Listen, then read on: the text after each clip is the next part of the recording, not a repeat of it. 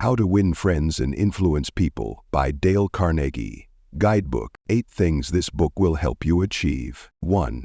Get out of a mental rut. Think new thoughts. Acquire new visions. Discover new ambitions. 2. Make friends quickly and easily. 3. Increase your popularity. 4. Win people to your way of thinking. 5. Increase your influence, your prestige, your ability to get things done. 6. Handle complaints, avoid arguments, keep your human contacts smooth and pleasant. 7. Become a better speaker, a more entertaining conversationalist. 8. Arouse enthusiasm among your associates. 8. Arouse enthusiasm among your associates. How this book was written and why. During the first 35 years of the 20th century, the publishing houses of America printed more than 250,000 different books.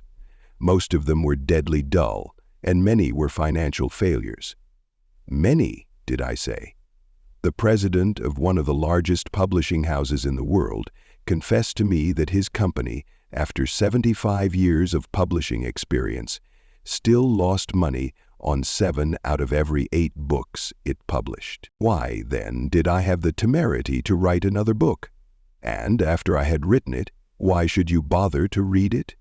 Fair questions both, and I'll try to answer them. I have, since 1912, been conducting educational courses for business and professional men and women in New York. At first, I conducted courses in public speaking only, courses designed to train adults by actual experience to think on their feet and express their ideas with more clarity, more effectiveness, and more poise, both in business interviews and before groups. But gradually, as the seasons passed, I realized that as sorely as these adults needed training in effective speaking, they needed still more training in the fine art of getting along with people in everyday business and social contacts. I also gradually realized that I was sorely in need of such training myself. As I look back across the years, I am appalled at my own frequent lack of finesse and understanding. How I wish a book such as this had been placed in my hands 20 years ago. What a priceless boon it would have been. Dealing with people is probably the biggest problem you face, especially if you are in business. Yes, and that is also true if you are a housewife, architect, or engineer. Research done a few years ago under the auspices of the Carnegie Foundation for the Advancement of Teaching uncovered a most important and significant fact. A fact later confirmed by additional studies made at the Carnegie Institute of Technology. These investigations revealed that even in such technical lines as engineering, about 15% of one's financial success is due to one's technical knowledge, and about 85% is due to skill in human engineering, to personality and the ability to lead people. For many years, I conducted courses each season at the Engineers Club of Philadelphia, and also courses for the New York chapter of the American Institute of Electrical Engineers. A total of probably more than 1,500 engineers have passed through my classes. They came to me because they had finally realized, after years of observation and experience, that the highest paid personnel in engineering are frequently not those who know the most about engineering. One can, for example, hire mere technical ability in engineering, accountancy, architecture, or any other profession at nominal salaries. But the person who has technical knowledge, plus the ability to express ideas, to assume leadership, and to arouse enthusiasm among people, that person is headed for higher earning power. In the heyday of his activity, John D. Rockefeller said that the ability to deal with people is as purchasable a commodity as sugar or coffee. And I will pay more for that ability, said John D., than for any other under the sun. Wouldn't you suppose that every college in the land would conduct courses to develop the highest priced ability under the sun? But if there is just one practical common sense course of that kind, given for adults in even one college in the land, it has escaped my attention up to the present writing. The University of Chicago and the United YMCC schools conducted a survey to determine what adults want to study. That survey cost $25,000 and took 2 years. The last part of the survey was made in Merritton, Connecticut. It had been chosen as a typical American town. Every adult in Merritton was interviewed and requested to answer 156 questions. Questions such as, what is your business or profession? Your education? How do you spend your spare time? What is your income? Your hobbies? Your ambitions? Your problems? What subjects are you most interested in studying? And so on. That survey revealed that health is the prime interest of adults and that their second interest is people, how to understand and get along with people, how to make people like you, and how to win others to your way of thinking. So the committee conducting this survey resolved to conduct such a course for adults in Merritton. They searched diligently for a practical textbook on the subject and found not one. Finally, they approached one of the world's outstanding authorities on adult education and asked him if he knew of any book that met the needs of this group. No, he replied. I know what those adults want, but the book they need has never been written. I knew from experience that this statement was true, for I myself had been searching for years to discover a practical working handbook on human relations. Since no such book existed, I have tried to write one for use in my own courses, and here it is. I hope you like it. In preparation for this book, I read everything that I could find on the subject. Everything from newspaper columns, magazine articles, records of the family courts, the writings of the old philosophers and the new psychologists. In addition, I hired a trained researcher to spend 1.5 years in various libraries, reading everything I had missed, plowing through erudite tomes on psychology, poring over hundreds of magazine articles, searching through countless biographies, trying to ascertain how the great leaders of all ages had dealt with people. We read their biographies. We read the life stories of all great leaders, from Julius Caesar to Thomas Edison. I recall that we read over 100 biographies of Theodore Roosevelt alone. We were determined to spare no time, no expense, to discover every practical idea that anyone had ever used throughout the ages for winning friends and influencing people. I personally interviewed scores of successful people, some of them world-famous inventors like Marconi and Edison, political leaders like Franklin D. Roosevelt and James Farley, business leaders like Owen D. Young, movie stars like Clark Gable and Mary Pickford, and explorers like Martin Johnson, and tried to discover the techniques they used in human relations. The owners of the property that they moved into were not suspected of antisocial behaviors. From all this material, I prepared a short talk. I called it How to Win Friends and Influence People. I say short. It was short in the beginning, but it soon expanded to a lecture that consumed 1 hour and 30 minutes. For years, I gave this talk each season to the adults in the Carnegie Institute courses in New York. I gave the talk and urged the listeners to go out and test it in their business and social context, and then come back to class and speak about their experiences and the results they had achieved. What an interesting assignment. These men and women, hungry for self-improvement, were fascinated by the idea of working in a new kind of laboratory, the first and only laboratory of human relationships for adults that had ever existed. This book wasn't written in the usual sense of the word. It grew as a child grows. It grew and developed out of that laboratory, out of the experiences of thousands of adults. Years ago, we started with a set of rules printed on a card no larger than a postcard. The next season, we printed a larger card, then a leaflet, then a series of booklets, each one expanding in size and scope. After 15 years of experiment and research came this book. The rules we have set down here are not mere theories or guesswork. They work like magic.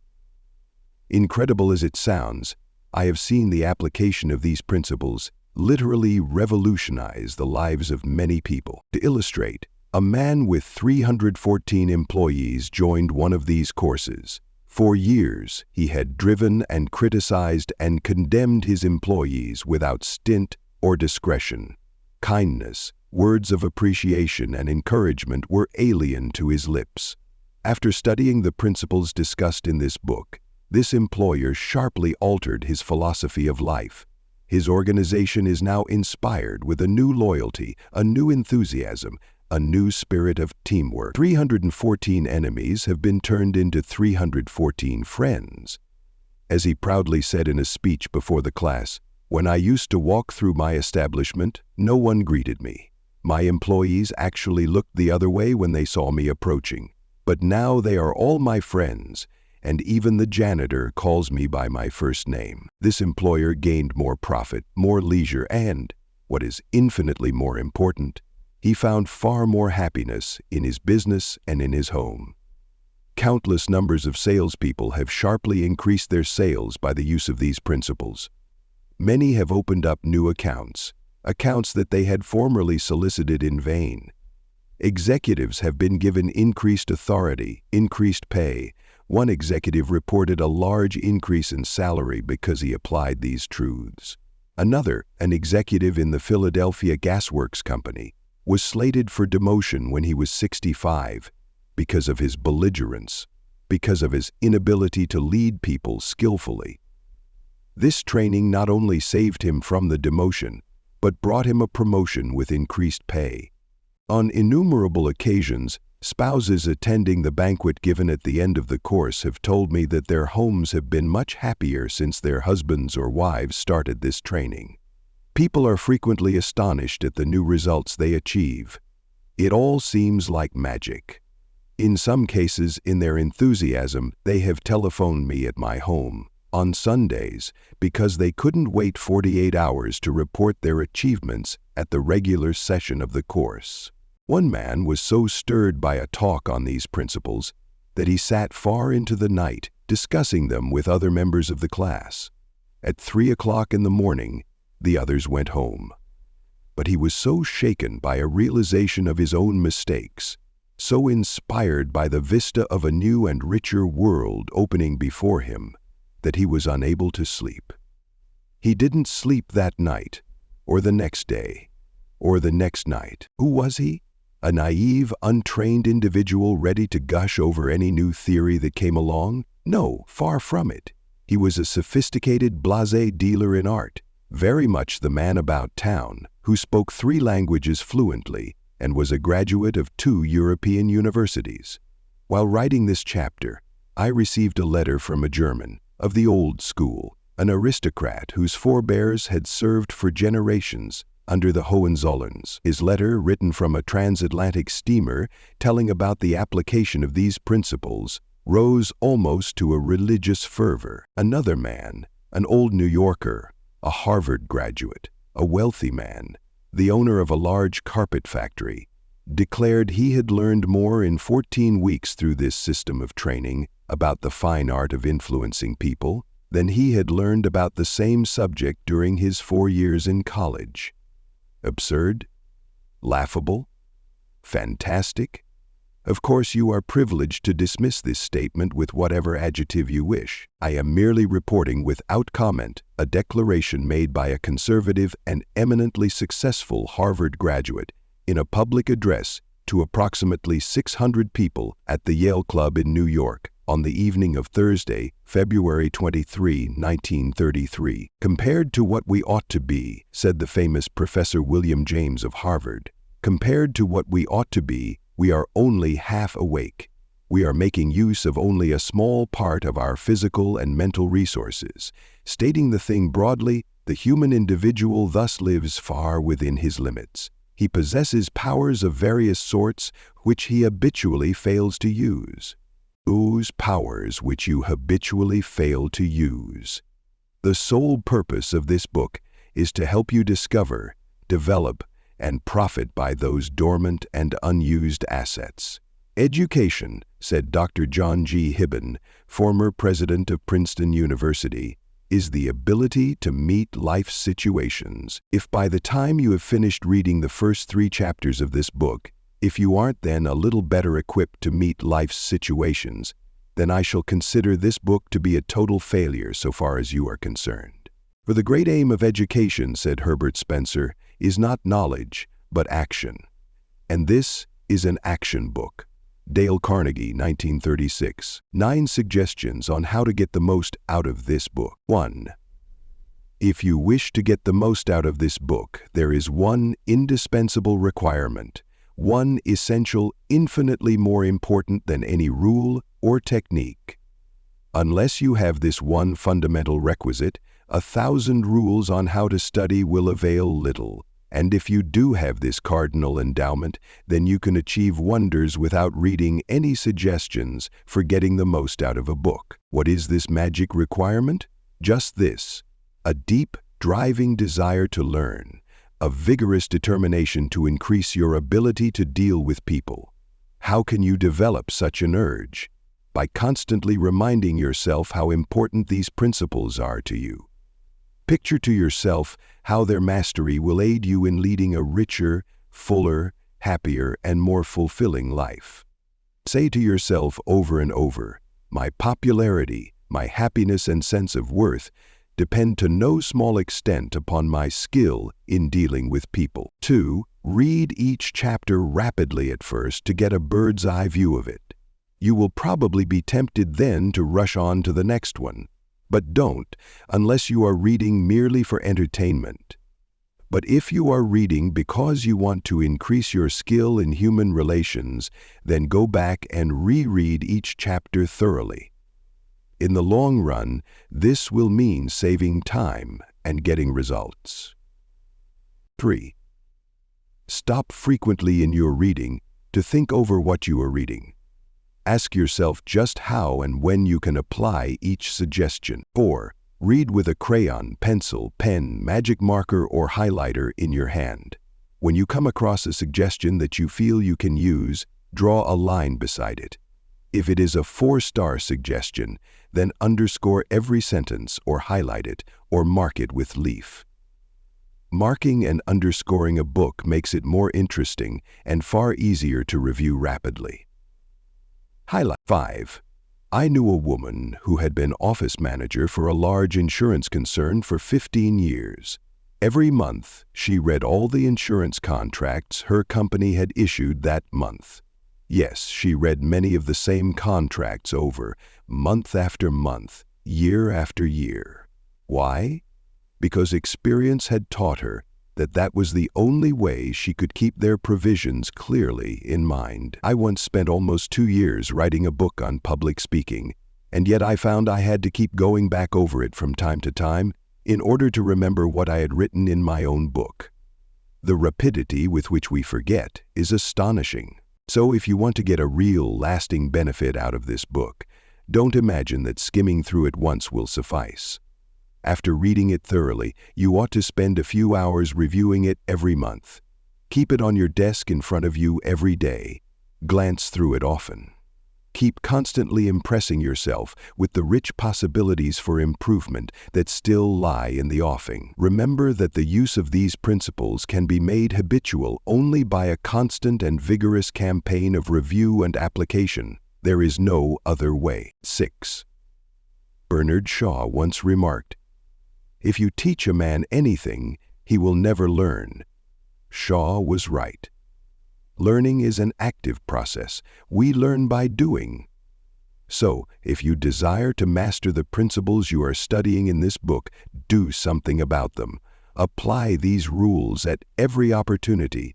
If you don't, you will forget them quickly. Only knowledge that is used sticks in your mind. You will probably find it difficult to apply these suggestions all the time. I know because I wrote the book. And yet frequently I found it difficult to apply everything I advocated. For example, when you are displeased, it is much easier to criticize and condemn than it is to try to understand the other person's viewpoint. It is frequently easier to find fault than to talk about what you want, than to talk about what the other person wants, and so on. Our epistle to marketers on side is a little more maledictive. So as you read this book, remember that you are not merely trying to acquire information. You are attempting to form new habits. Ah, yes, you are attempting a new way of life. That will require time and persistence and daily application. So refer to these pages often. Regard this as a working handbook on human relations, and whenever you are confronted with some specific problem, such as handling a child, winning your spouse to your way of thinking, or satisfying an irritated customer, hesitate about doing the natural thing, the impulsive thing. This is usually wrong. Instead, turn to these pages and review the paragraphs you have underscored. Then try these new ways and watch them achieve magic for you. 7. Offer your spouse, your child, or some business associate a dime or a dollar every time he or she catches you violating a certain principle. Make a lively game out of mastering these rules. 8. For years, I have kept an engagement book showing all the appointments I had during the day. My family never made any plans for me on Saturday night, for the family knew that I devoted a part of each Saturday evening to the illuminating process of self-examination and review and appraisal. After dinner, I went off by myself, opened my engagement book, and thought over all the interviews, discussions, and meetings that had taken place during the week. I asked myself, what mistakes did I make that time? What did I do that was right, and in what way could I have improved my performance? What was different about it? What will be different the next time? Or is it simply the proper physical complications that seem to hold back my recovery? I often found that this weekly review made me very unhappy. I was frequently astonished at my own blunders. Of course, as the years passed, these blunders became less frequent. Sometimes I was inclined to pat myself on the back a little after one of these sessions.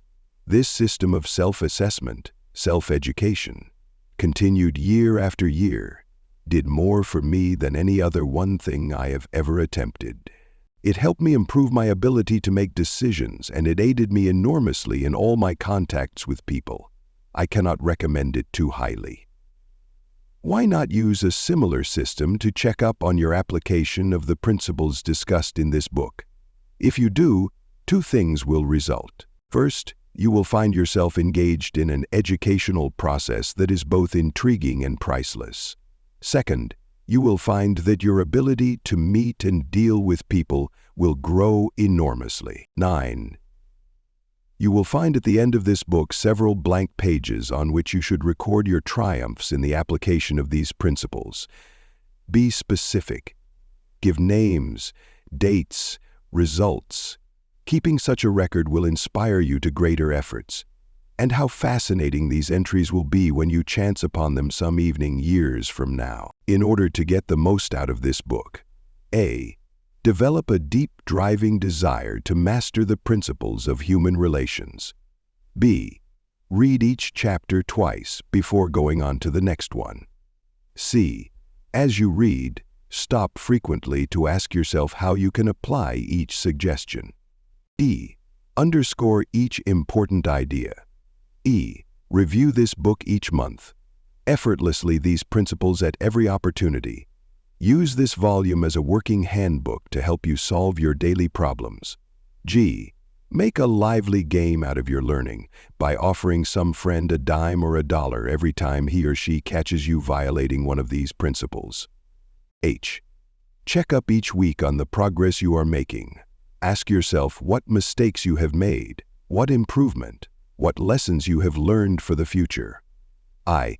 Keep notes in the back of this book showing how and when you have applied these principles. Part 1. Fundamental Techniques in Handling People. If you want to gather honey, don't kick over the beehive. On May 7, 1931, the most sensational manhunt New York City had ever known had come to its climax. After weeks of search, Two-Gun Crowley, the killer, the gunman who didn't smoke or drink, was at bay, trapped in his sweetheart's apartment on West End Avenue. 150 policemen and detectives laid siege to his top-floor hideaway. They chopped holes in the roof. They tried to smoke out Crowley, the cop killer, with tear gas. Then they mounted their machine guns on surrounding buildings, and for more than an hour one of New York's fine residential areas reverberated with the crack of pistol fire and the rut-tat-tat of machine guns. Crowley, crouching behind an overstuffed chair, fired incessantly at the police. 10,000 excited people watched the battle. Nothing like it ever been seen before, on the sidewalks of New York. Fairer than this epic of Antwerp, St. Peter's First Side had told. When Crowley was captured, Police Commissioner E.P. Mulrooney declared that the two-gun desperado was one of the most dangerous criminals ever encountered in the history of New York. "He will kill," said the commissioner, "at the drop of a feather." But how did Two-Gun Crowley regard himself? We know because while the police were firing into his apartment, he wrote a letter addressed "To whom it may concern," and, as he wrote, the blood flowing from his wounds left a crimson trail on the paper. In this letter, Crowley said, "Under my coat is a weary heart, but a kind one that would do nobody any harm." A short time before this, Crowley had been having a necking party with his girlfriend on a country road out on Long Island. Suddenly, a policeman walked up to the car and said, "Let me see your license." Without saying a word, Crowley drew his gun and cut the policeman down with a shower of lead. As the dying officer fell, Crowley leaped out of the car, grabbed the officer's revolver, and fired another bullet into the prostrate body. And that was the killer who said, "Under my coat is a weary heart, but a kind one that would do nobody any harm." Crowley was sentenced to the electric chair. When he arrived at the death house in Sing Sing, did he say, "This is what I get for killing people"? No, he said, "This is what I get for defending myself." The point of the story is this: Two-Gun Crowley didn't blame himself for anything. Is that an unusual attitude among criminals? If you think so, listen to this. "I have spent the best years of my life giving people the lighter pleasures, helping them have a good time, and all I get is abuse? The existence of a hunted man?" That's Al Capone speaking. Yes, America's most notorious public enemy, the most sinister gang leader who ever shot up Chicago. Capone didn't condemn himself. He actually regarded himself as a public benefactor, an unappreciated and misunderstood public benefactor. And so did Dutch Schultz before he crumpled up under gangster bullets in Newark. Dutch Schultz, one of New York's most notorious rats, said in a newspaper interview that he was a public benefactor. And he believed it. I have had some interesting correspondence with Louis Laws, who was warden of New York's infamous Sing Sing prison for many years, on this subject. And he declared that few of the criminals in Sing Sing regard themselves as bad men. They are just as human as you and I. So they rationalize, they explain. They can tell you why they had to crack a safe or be quick on the trigger finger. Most of them attempt by a form of reasoning, fallacious or logical, to justify their antisocial acts even to themselves, consequently stoutly maintaining that they should never have been imprisoned at all. If Al Capone, Two-Gun Crowley, Dutch Schultz, and the desperate men and women behind prison walls don't blame themselves for anything, what about the people with whom you and I come in contact? John Wanamaker, founder of the stores that bear his name, once confessed, "I learned 30 years ago that it is foolish to scold. I have enough trouble overcoming my own limitations without fretting over the fact that God has not seen fit to distribute evenly the gift of intelligence." Wanamaker learned this lesson early, but I personally had to blunder through this old world for a third of a century before it even began to dawn upon me that 99 times out of 100, people don't criticize themselves for anything, no matter how wrong it may be. Criticism is futile because it puts a person on the defensive and usually makes him strive to justify himself. Criticism is dangerous because it wounds a person's precious pride, hurts his sense of importance, and arouses resentment. B. F. Skinner, the world-famous psychologist, proved through his experiments that an animal rewarded for good behavior will learn much more rapidly and retain what it learns far more effectively than an animal punished for bad behavior. Later studies have shown that the same applies to humans. By criticizing, we do not make lasting changes and often incur resentment. Hans Selye, another great psychologist, said, "As much as we thirst for approval, we dread condemnation." The resentment that criticism engenders can demoralize employees, family members, and friends, and still not correct the situation that has been condemned. George B. Johnston of Enid, Oklahoma, is the safety coordinator for an engineering company. One of his responsibilities is to see that employees wear their hard hats whenever they are on the job in the field. He reported that whenever he came across workers who were not wearing hard hats, he would tell them with a lot of authority of the regulation and that they must comply. As a result, he would get sullen acceptance, and often after he left, the workers would remove the hats. He decided to try a different approach. The next time he found some of the workers not wearing their hard hat, he asked if the hats were uncomfortable or did not fit properly.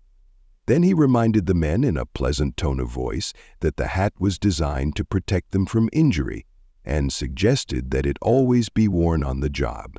The result was increased compliance with the regulation with no resentment or emotional upset. You will find examples of the futility of criticism bristling on 1,000 pages of history. Take, for example, the famous quarrel between Theodore Roosevelt and President Taft, a quarrel that split the Republican Party, put Woodrow Wilson in the White House, and wrote bold, luminous lines across the First World War and altered the flow of history. Let's review the facts quickly. When Theodore Roosevelt stepped out of the White House in 1908, he supported Taft, who was elected president. Then Theodore Roosevelt went off to Africa to shoot lions. When he returned, he exploded. He denounced Taft for his conservatism, tried to secure the nomination for a third term himself, formed the Bull Moose Party, and all but demolished the GOP. In the election that followed, William Howard Taft and the Republican Party carried only 2 states, Vermont and Utah. The most disastrous defeat the party had ever known. Theodore Roosevelt blamed Taft, but did President Taft blame himself? Of course not. With tears in his eyes, Taft said, "I don't see how I could have done any differently from what I have." Who was to blame, Roosevelt or Taft? Frankly, I don't know, and I don't care. The point I am trying to make is that all of Theodore Roosevelt's criticism didn't persuade Taft that he was wrong. It merely made Taft strive to justify himself and to reiterate with tears in his eyes, "I don't see how I could have done any differently from what I have." Or take the Teapot Dome oil scandal. It kept the newspapers ringing with indignation in the early 1920s. It rocked the nation. Within the memory of living men, nothing like it had ever happened before in American public life. Here are the bare facts of the scandal. Albert B. Fall, Secretary of the Interior in Harding's cabinet, was entrusted with the leasing of government oil reserves at Elk Hill and Teapot Dome. Oil reserves that had been set aside for the future use of the Navy. Did Secretary Fall permit competitive bidding? No, sir. He handed the fat, juicy contract outright to his friend Edward L. Doheny. And what did Doheny do? He gave Secretary Fall what he was pleased to call a loan of $100,000. Then, in a high-handed manner, Secretary Fall ordered United States Marines into the district to drive off competitors whose adjacent wells were sapping oil out of the Elk Hill reserves. These competitors, driven off their ground at the ends of guns and bayonets, rushed into court and blew the lid off the Teapot Dome scandal. A stench arose so vile that it wrecked the Republican Party and put Albert Fall behind prison bars. Fall was condemned viciously, condemned as few men in public life have ever been. Did he repent? Never. Years later, Herbert Hoover intimated in a public speech that President Harding's death had been due to mental anxiety and worry because a friend had betrayed him. When Mrs. Fall heard that, she sprang from her chair, she wept, she shook her fists at fate and screamed, "What? Harding betrayed by Fall? No! My husband never betrayed anyone. This whole house full of gold would not tempt my husband to do wrong. He is the one who has been betrayed and led to the slaughter and crucified. Then, there you are, human nature in action, wrongdoers, blaming everybody but themselves. We are all like that. So, when you and I are tempted to criticize someone tomorrow, let's remember Al Capone, Two Gun, Crowley, and Albert Fall. Let's realize that criticisms are like homing pigeons. They always return home. Let's realize that the person we're going to correct and condemn will probably justify himself or herself and condemn us in return. Or, like the gentle Taft, we'll say, I don't see how I could have done any differently from what I have. On the morning of April 15, 1865, Abraham Lincoln lay dying in a hall bedroom of a cheap lodging house directly across the street from Ford's Theater, where John Wilkes Booth had shot him. Lincoln's long body lay stretched diagonally across a sagging bed that was too short for him. A cheap reproduction of Rosa Bonheur's famous painting The Horse Fair hung above the bed, and a dismal gas jet flickered yellow light. As Lincoln lay dying, Secretary of War Stanton said, "There lies the most perfect ruler of men that the world has ever seen." What was the secret of Lincoln's success in dealing with people? I studied the life of Abraham Lincoln for 10 years and devoted all of 3 years to writing and rewriting a book entitled Lincoln the Unknown. I believe I have made as detailed and exhaustive a study of Lincoln's personality and home life as it is possible for any being to make, and I made a special study of Lincoln's method of dealing with people. Did he indulge in criticism? Oh yes. As a young man in the Pigeon Creek Valley of Indiana, he not only criticized, but he wrote letters and poems ridiculing people and dropped these letters on the country roads where they were sure to be found. One of these letters aroused resentment that burned for a lifetime. Even after Lincoln had become a practicing lawyer in Springfield, Illinois, he attacked his opponents openly in letters published in the newspapers. But he did this just once too often. In the autumn of 1842, he ridiculed a vain, pugnacious politician by the name of James Shields. Lincoln lambasted him through an anonymous letter published in Springfield Journal. The town roared with laughter. Shields, sensitive and proud, boiled with indignation. He found out who wrote the letter, leapt on his horse, started after Lincoln, and challenged him to fight a duel. Lincoln didn't want to fight. He was opposed to dueling, but he couldn't get out of it and save his honor. He was given the choice of weapons. Since he had very long arms, he chose cavalry broadswords and took lessons in sword fighting from a West Point graduate. And on the appointed day, he and Shields met on a sandbar in the Mississippi River, prepared to fight to the death. But at the last minute, their seconds interrupted and stopped the duel. That was the most lurid personal incident in Lincoln's life. It taught him an invaluable lesson in the art of dealing with people. Never again did he write an insulting letter. Never again did he ridicule anyone. And from that time on, he almost never criticized anybody for anything. Time after time during the Civil War, Lincoln put a new general at the head of the Army of the Potomac, and each one in turn, McClellan, Pope, Burnside, Hooker, Meade, blundered tragically and drove Lincoln to pacing the floor in despair. Half the nation savagely condemned these incompetent generals, but Lincoln, with malice toward none, with charity for all, held his peace. One of his favorite quotations was, "Judge not that ye be not judged." And when Mrs. Lincoln and others spoke harshly of the Southern people, Lincoln replied, "Don't criticize them. They are just what we would be under similar circumstances." Yet if any man ever had occasion to criticize, surely it was Lincoln. Let's take just one illustration. The Battle of Gettysburg was fought during the first 3 days of July, 1863. During the night of July 4th, Lee began to retreat southward while storm clouds deluged the country with rain. When Lee reached the Potomac with his defeated army, he found a swollen, impassable river in front of him and a victorious Union army behind him. Lee was in a trap. He couldn't escape. Lincoln saw that. Here was a golden, heaven-sent opportunity. The opportunity to capture Lee's army and end the war immediately. So, with a surge of high hope, Lincoln ordered Meade not to call a council of war but to attack Lee immediately. Lincoln telegraphed his orders and then sent a special messenger to Meade demanding immediate action. And what did General Meade do? He did the very opposite of what he was told to do. He called a council of war in direct violation of Lincoln's orders.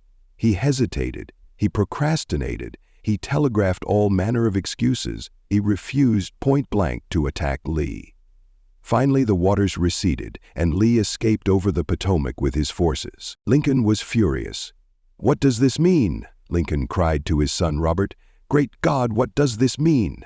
We had them within our grasp, and had only to stretch forth our hands, and they were ours. Yet nothing that I could say or do could make the army move." Under the circumstances, almost any general could have defeated Lee. If I had gone up there, I could have whipped him myself. In bitter disappointment, Lincoln sat down and wrote Meade this letter. And remember, at this period of his life, Lincoln was extremely conservative and restrained in his phraseology. So this letter, coming from Lincoln in 1863, was tantamount to the severest rebuke any pope. "My dear General, I do not believe you appreciate the magnitude of the misfortune involved in Lee's escape. He was within our easy grasp, and to have closed upon him would, in connection with our other late successes, have ended the war. As it is, the war will be prolonged indefinitely. If you could not safely attack Lee last Monday, how can you possibly do so south of the river, when you can take with you very few, no more than 2/3 of the force you then had in hand? It would be unreasonable to expect, and I do not expect, that you can now effect much.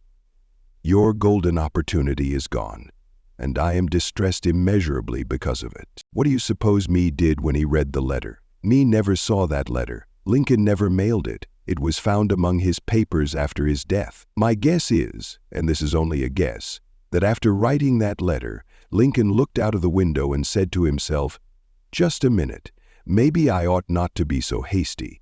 It is easy enough for me to sit here in the quiet of the White House and order Meade to attack.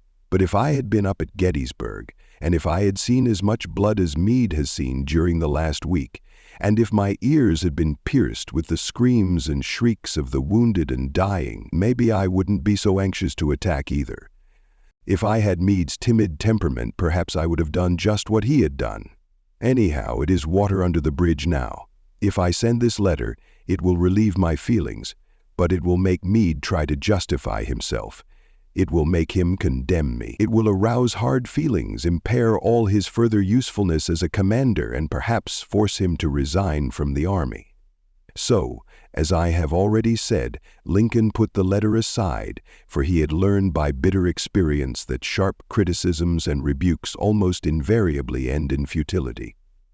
Theodore Roosevelt said that when he, as president, was confronted with a perplexing problem, he used to lean back and look up at a large painting of Lincoln which hung above his desk in the White House and ask himself, "What would Lincoln do if he were in my shoes?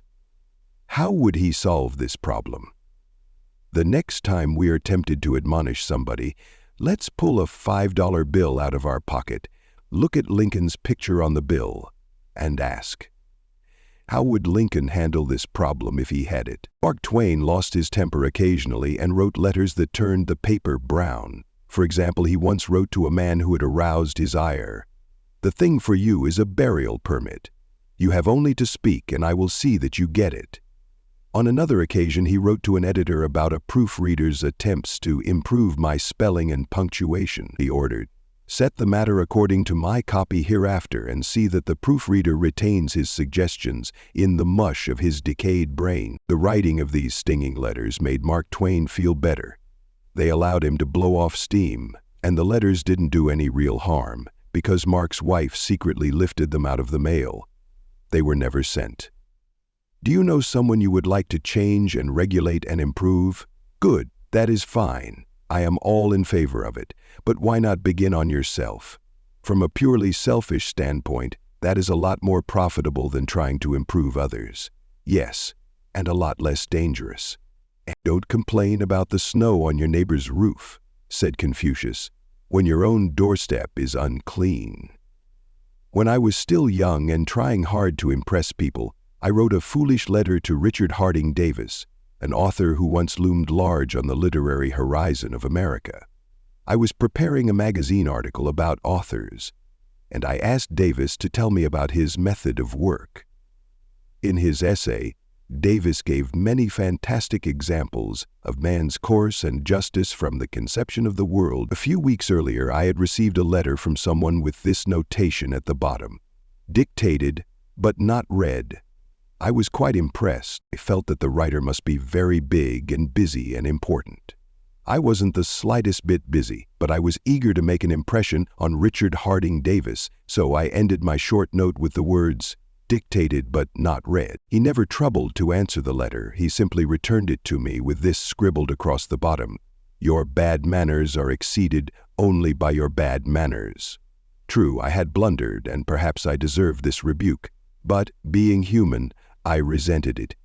I resented it so sharply that when I read of the death of Richard Harding Davis 10 years later, the one thought that still persisted in my mind, I am ashamed to admit, was the hurt he had given me. If you and I want to stir up a resentment tomorrow that may rankle across the decades and endure until death, just let us indulge in a little stinging criticism, no matter how certain we are that it is justified.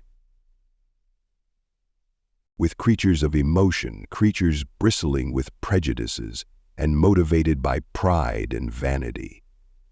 Bitter criticism caused the sensitive Thomas Hardy, one of the finest novelists ever to enrich English literature, to give up forever the writing of fiction.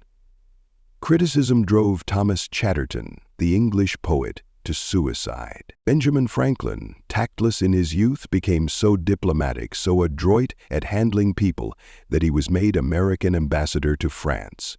The secret of his success? I will speak ill of no man, he said, and speak all the good I know of everybody. Any fool can criticize, condemn, and complain, and most fools do. But it takes character and self-retrieval to be understanding and forgiving. A great man shows his greatness, said Carlyle, by the way he treats little men.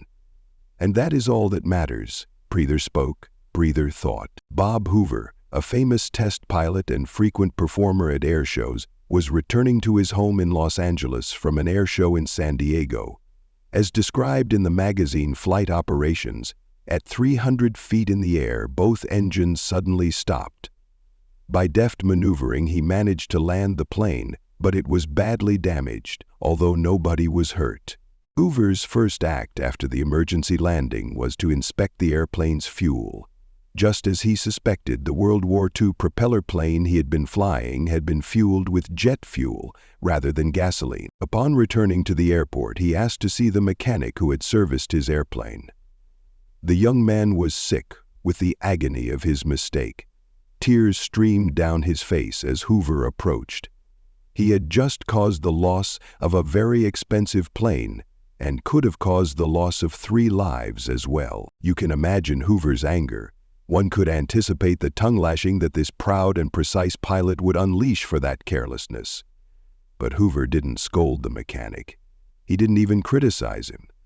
Instead, he put his big arm around the man's shoulder and said, "To show you I'm sure that you'll never do this again, I want you to service my F-51 tomorrow." Often parents are tempted to criticize their children. You would expect me to say, "Don't," but I will not. I am merely going to say, before you criticize them, read one of the classics of American journalism, Father Forgets. It originally appeared as an editorial in the People's Home Journal.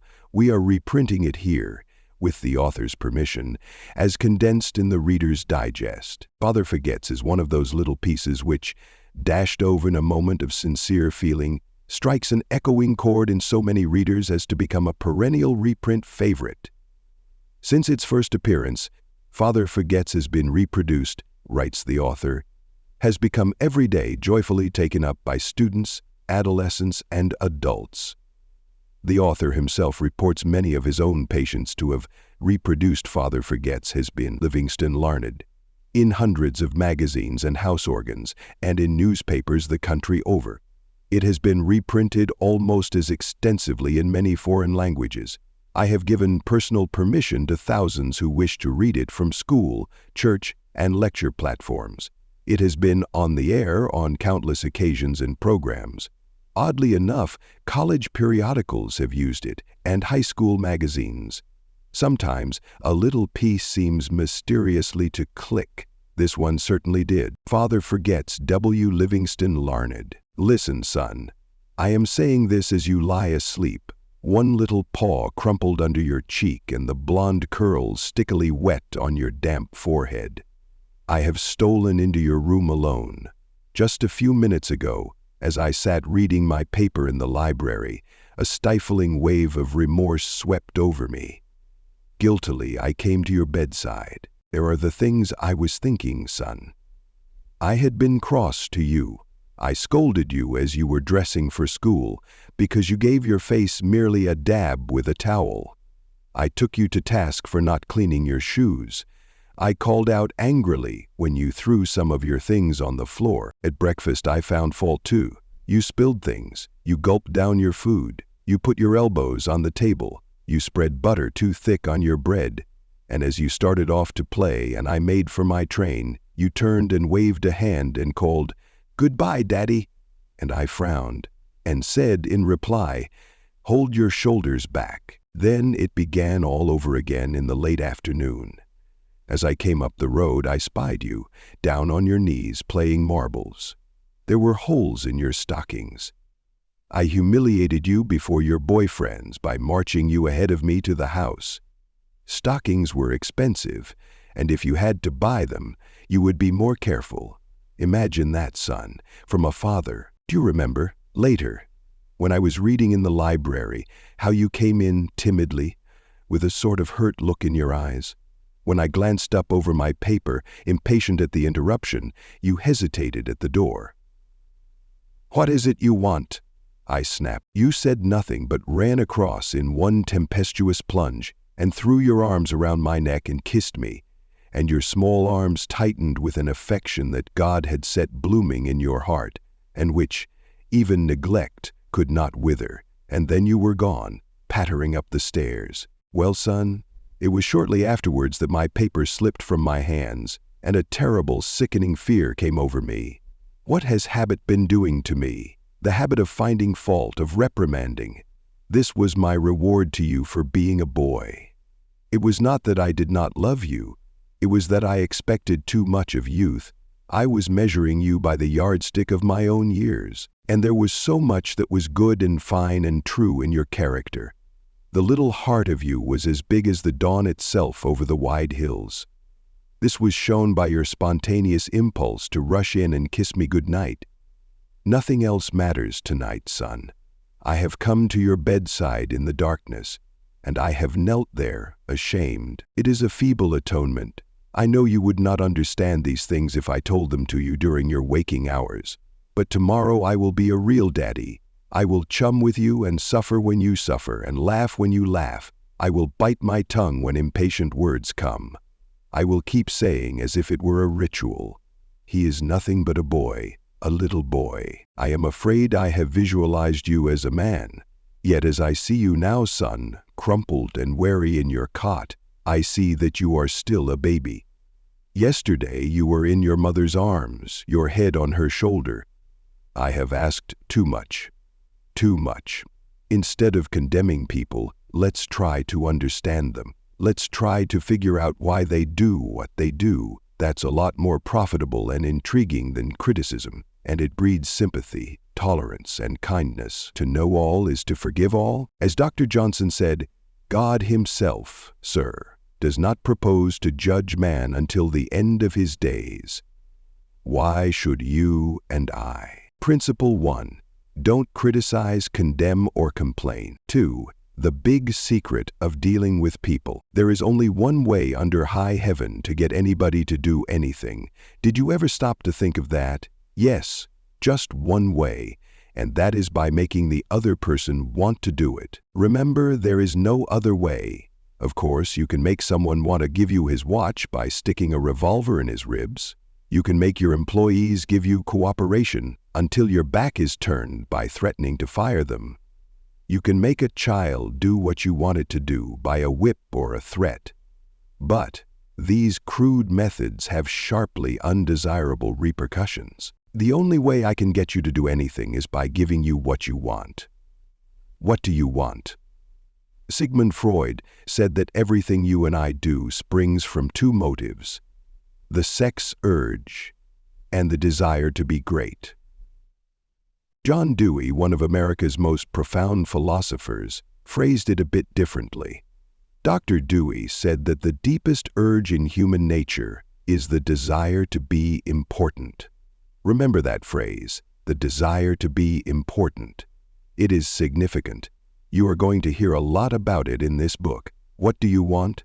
Not many things, but the few that you do wish, you crave with an insistence that will not be denied. Some of the things most people want include 1.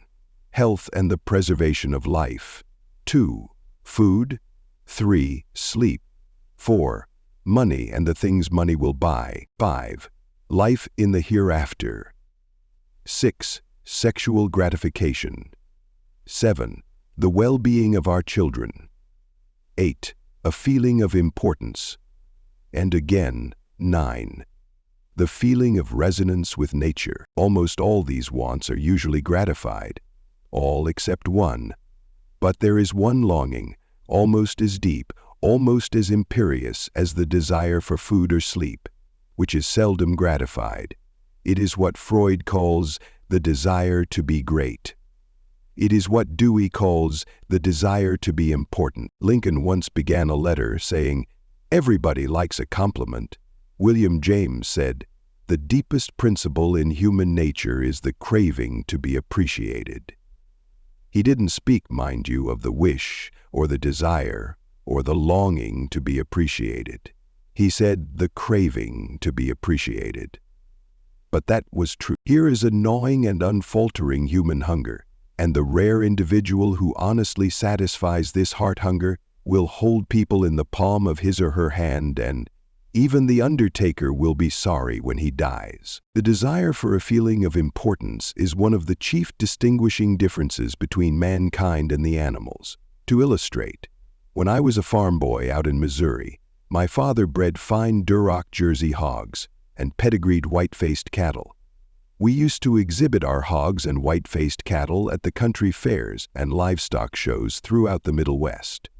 We won first prizes by the score. My father pinned his blue ribbons on a sheet of white muslin, and when friends or visitors came to the house, he would get out the long sheet of muslin. He would hold one end and I would hold the other while he exhibited the blue ribbons. The hogs didn't care about the ribbons they had won, but Father did. These prizes gave him a feeling of importance. If our ancestors hadn't had this flaming urge for a feeling of importance, civilization would have been impossible. Without it, we should have been just about like animals. Quote, "The beginning of happiness is realizing that life is meaningless unless you're somehow connected to the great path of life purpose." End quote. It was this desire for a feeling of importance that led an uneducated, poverty-stricken grocery clerk to study some law books he found in the bottom of a barrel of household plunder that he had bought for 50 cents. You have probably heard of this grocery clerk. His name was Lincoln. It was this desire for a feeling of importance that inspired Dickens to write his immortal novels. This desire inspired Sir Christopher Wren to design his symphonies in stone. This desire made Rockefeller amass millions that he never spent. And this same desire made the richest family in your town build a house far too large for its requirements. Anger. Anger is the emotion of the petty. This desire makes you want to wear the latest styles, drive the latest cars, and talk about your brilliant children. It is this desire that lures many boys and girls into joining gangs and engaging in criminal activities. The average young criminal, according to E.P. Mulrooney, one-time police commissioner of New York, is filled with ego, and his first request after arrest is for those lurid newspapers that make him out a hero. The disagreeable prospect of serving time seems remote so long as he can gloat over his likeness-sharing space with pictures of sports figures, movie and TV stars, and politicians. If you tell me how you get your feeling of importance, I'll tell you what you are. That determines your character. That is the most significant thing about you. For example, John D. Rockefeller got his feeling of importance by giving money to erect a modern hospital in Peking, China, to care for millions of poor people whom he had never seen and never would see. Dillinger, on the other hand, got his feeling of importance by being a bandit, a bank robber, and killer. When the FBI agents were hunting him, he dashed into a farmhouse up in Minnesota and said, "I'm Dillinger." He was proud of the fact that he was public enemy number one. "I'm not going to hurt you, but I'm Dillinger," he said. Yes, the one significant difference between Dillinger and Rockefeller is how they got their feeling of importance. History sparkles with amusing examples of famous people struggling for a feeling of importance. Even George Washington wanted to be called His Mightiness the President of the United States, and Columbus pleaded for the title Admiral of the Ocean and Viceroy of India. Dillinger. Catherine the Great refused to open letters that were not addressed to Her Imperial Majesty, and Mrs. Lincoln in the White House turned upon Mrs. Grant like a tigress and shouted, "How dare you be seated in my presence until I invite you?" Our millionaires helped finance Admiral Byrd's expedition to the Antarctic in 1928 with the understanding that ranges of icy mountains would be named after them. And Victor Hugo aspired to have nothing less than the city of Paris renamed in his honor. Even Shakespeare, mightiest of the mighty, tried to add luster to his name by procuring a coat of arms for his family. People sometimes became invalids in order to win sympathy and attention and get a feeling of importance. For example, take Mrs. McKinley. She got a feeling of importance by forcing her husband, the President of the United States, to neglect important affairs of state while he reclined on the bed beside her for hours at a time, his arm about her, soothing her to sleep. She fed her gnawing desire for attention by insisting that he remain with her while she was having her teeth fixed, and once created a stormy scene when he had to leave her alone with the dentist while he kept an appointment with John Hay, his Secretary of State. The writer Mary Roberts Rinehart once told me of a bright, vigorous young woman who became an invalid in order to get a feeling of importance.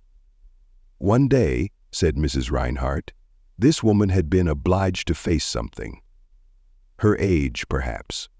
The lonely years were stretching ahead, and there was little left for her to anticipate.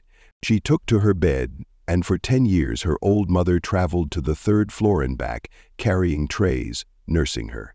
Then one day the old mother, weary with service, lay down and died. For some weeks the invalid languished. Then she got up, put on her clothing, and resumed living again. Some authorities declare that people may actually go insane in order to find, in the dreamland of insanity, the feeling of importance that has been denied them in the harsh world of reality. There are more patients suffering from mental diseases in the United States than from all other diseases combined. What is the cause of insanity? Nicholas asked. William shrugged. Nicholas confused. Nichols stopped. What about the woman from the paper? Nicholl asked. Nobody can answer such a sweeping question, but we know that certain diseases, such as syphilis, break down and destroy the brain cells and result in insanity. In fact, about 1/2 of all mental diseases can be attributed to such physical causes as brain lesions, alcohol, toxins, and injuries. But the other half, and this is the appalling part of the story, the other half of the people who go insane apparently have nothing organically wrong with their brain cells. In post-mortem examinations, when their brain tissues are studied under the highest-powered microscopes, these tissues are found to be apparently just as healthy as yours and mine. Why do these people go insane? I put that question to the head physician of one of our most important psychiatric hospitals. This doctor, who has received the highest honors and the most coveted awards for his knowledge of this subject, told me frankly that he didn't know why people went insane. Nobody knows for sure. But he did say that many people who go insane find in insanity a feeling of importance that they were unable to achieve in the world of reality. Then he told me this story. I have a patient right now whose marriage proved to be a tragedy. She wanted love, sexual gratification, children, and social prestige, but life blasted all her hopes. Her husband didn't love her. He refused even to eat with her and forced her to serve his meals in his room upstairs. She had no children, no social standing. She went insane. And in her imagination, she divorced her husband and resumed her maiden name. She now believes she has married into English aristocracy, and she insists on being called Lady Smith. And as for children, she imagines now that she has had a new child every night. Each time I call on her, she says, "Doctor, I had a baby last night." Life once wrecked all her dream ships on the sharp rocks of reality. But in the sunny fantasy isles of insanity, all her barkentines race into port, with canvas billowing and winds singing through the masts. Tragic? Oh, I don't know. Her physician said to me, if I could stretch out my hand and restore her sanity, I wouldn't do it. She's much happier as she is. If some people are so hungry for a feeling of importance that they actually go insane to get it, imagine what miracle you and I can achieve by giving people honest appreciation this side of insanity. One of the first people in American business to be paid a salary of over $1 million a year, when there was no income tax and a person earning $50 a week was considered well off, who had been picked by Dale Carnegie to become the first president of the newly formed United States Steel Company in 1921, when he was only 38 years old. Schwab later left U.S. Steel to take over the then troubled Bethlehem Steel Company, and he rebuilt it into one of the most profitable companies in America. Why did Dale Carnegie pay $1 million a year, or more than $3,000 a day, to Charles Schwab? Why? Because Schwab was a genius? No, because he knew more about the manufacture of steel than other people? Nonsense. Charles Schwab told me himself that he had many men working for him who knew more about the manufacture of steel than he did. Schwab says that he was paid this salary largely because of his ability to deal with people. I asked him how he did it. Here is his secret set down in his own words. Words that ought to be cast in eternal bronze and hung in every home and school, every shop and office in the land. Words that children ought to memorize instead of wasting their time memorizing the conjugation of Latin verbs or the amount of the annual rainfall in Brazil. Words that will all but transform your life and mine if we will only live them. I consider my ability to arouse enthusiasm among my people, said Schwab, the greatest asset I possess, and the way to develop the best that is in a person is by appreciation and encouragement. There is nothing else that so kills the ambitions of a person as criticisms from superiors. I never criticize anyone. I believe in giving a person incentive to work, so I am anxious to praise but loath to find fault. If I like anything, I am hearty in my approbation and lavish in my praise. That is what Schwab did. But what do average people do? The exact opposite. If they don't like a thing, they bawl out their subordinates. If they do like it, they say nothing. As the old couplet says, quote, once I did bad, and that I heard ever, quote, twice I did good, but that I heard never. Unquote. In my wide association in life, meeting with many and great people in various parts of the world, Schwab declared, I have yet to find the person, however great or exalted his station, who did not do better work and put forth greater effort under a spirit of approval than he would ever do under a spirit of criticism. that he said, frankly, was one of the outstanding reasons for the phenomenal success of Andrew Carnegie. Carnegie praised his associates publicly as well as privately. Carnegie wanted to praise his assistants even on his tombstone. He wrote an epitaph for himself which read, "Here lies one who knew how to get around him men who were cleverer than himself." Sincere appreciation was one of the secrets of the first John D. Rockefeller's success in handling men.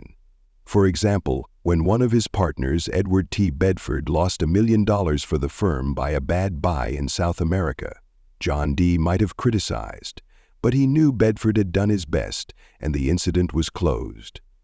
So Rockefeller found something to praise. He congratulated Bedford because he had been able to save 60% of the money he had invested. "That's splendid," said Rockefeller. "We don't always do as well as that upstairs. I have among my clippings a story that I know never happened, but it illustrates a truth, so I'll repeat it. According to this silly story, a farm woman, at the end of a heavy day's work, set before her menfolks a heaping pile of hay, and when they indignantly demanded whether she had gone crazy, she replied, 'Why, how did I know you'd notice? I've been cooking for you men for the last 20 years, and in all that time I ain't heard no word to let me know you wasn't just eating hay.'" When a study was made a few years ago on runaway wives, what do you think was discovered to be the main reason wives ran away? It was lack of appreciation. And I'd bet that a similar study made of runaway husbands would come out the same way. We often take our spouses so much for granted that we never let them know we appreciate them. A member of one of our classes told of a request made by his wife. She and a group of other women in her church were involved in a self-improvement program. She asked her husband to help her by listing 6 things he believed she could do to help herself become a better wife. He reported to the class, "I was surprised by such a request. Frankly, it would have been easy for me to list 6 things I would like to change about her. My heavens, she could have listed 1,000 things she would like to change about me. But I didn't. I said to her, 'Let me think about it and give you an answer in the morning.'" The rest of the class remembered how poor and obscure she had sounded and realized, "The next morning I got up very early and called the florist and had them send 6 red roses to my wife, with a note saying, 'I can't think of 6 things I would like to change about you. I love you the way you are.'" When I arrived at home that evening, who do you think greeted me at the door? That's right, my wife. She was almost in tears. Needless to say, I was extremely glad I had not criticized her as she had requested. My first thought, the following Sunday at church, after she had reported the results of her assignment, several women with whom she had been studying came up to me and said, "That was the most considerate thing I have ever heard." It was then I realized the power of appreciation. Lawrence Ziegfeld, the most spectacular producer who ever dazzled Broadway, gained his reputation by his subtle ability to glorify the American girl. Time after time, he took drab little creatures that no one ever looked at twice and transformed them on the stage into glamorous visions of mystery and seduction. Knowing the value of appreciation and confidence, he made women feel beautiful by the sheer power of his gallantry and consideration. He was practical. He raised the salary of chorus girls from $30 a week to as high as $175. And he was also chivalrous. On opening night at the Follies, he sent telegrams to the stars in the cast, and he deluged every chorus girl in the show with American Beauty roses. I once succumbed to the fad of fasting and went for 6 days and nights without eating. It wasn't difficult. I was less hungry at the end of the 6th day than I was at the end of the 2nd. Yet I know, as you know, people who would think they had committed a crime if they let their families or employees go for 6 days without food, but they will let them go for 6 days and 6 weeks and sometimes 60 years without giving them the hearty appreciation that they crave almost as much as they crave food. Time passes, hidden by infinite passes and past perceptions, keeping the memory of the past from appreciating the present. When Alfred Lunt, one of the great actors of his time, played the leading role in Reunion in Vienna, he said, "There is nothing I need so much as nourishment for my self-esteem." We nourish the bodies of our children and friends and employees, but how seldom do we nourish their self-esteem? We provide them with roast beef and potatoes to build energy, but we neglect to give them kind words of appreciation that would sing in their memories for years like the music of the morning stars. Paul Harvey, in one of his radio broadcasts, The Rest of the Story, told how showing sincere appreciation could change a person's life. He reported that years ago, a teacher in Detroit asked Stevie Morris to help her find a mouse that was lost in the classroom. You see, she appreciated the fact that nature had given Stevie something no one else in the room had. Nature had given Stevie a remarkable pair of ears to compensate for his blind eyes. But this was really the first time Stevie had been shown appreciation for those talented ears. Now, years later, he says that this act of appreciation was the beginning of a new life. You see, from that time on, he developed his gift of hearing and went on to become, under the stage name of Stevie Wonder, one of the great pop singers and songwriters of the 70s. Paul Orant, Paul Harvey's The Rest of the Story, New York, Doubleday, 1977. Edited and compiled by Lynn Harvey. Of course, flattery seldom works with discerning people. It is shallow, selfish, and insincere. It ought to fail, and it usually does. True, some people are so hungry, so thirsty for appreciation that they will swallow anything, just as a starving man will eat grass and fishworms. But luck. Even Queen Victoria was susceptible to flattery. Prime Minister Benjamin Disraeli confessed that he put it on thick in dealing with the Queen. To use his exact words, he said he spread it on with a trowel. But Disraeli was one of the most polished, deft, and adroit men who ever ruled the far-flung British Empire. He was a genius in his line. What would work for him wouldn't necessarily work for you and me. In the long run, flattery will do you more harm than good. Flattery is counterfeit, and like counterfeit money, it will eventually get you into trouble if you pass it to someone else, and US dollars to convert it into dollars at the same time. As James O'Connor understood, when it comes to selling life, there's no such thing as luck or chance. The difference between appreciation and flattery, that is simple. One is sincere and the other insincere. One comes from the heart out, the other from the teeth out. One is unselfish, the other selfish. One is universally admired, the other universally condemned. I recently saw a bust of Mexican hero General Alvaro Obregón in the Chapultepec Palace in Mexico City. Below the bust are carved these wise words from General Obregón's philosophy. Don't be afraid of enemies who attack you. Be afraid of the friends who flatter you. End quote. No, I am not suggesting flattery. Far from it.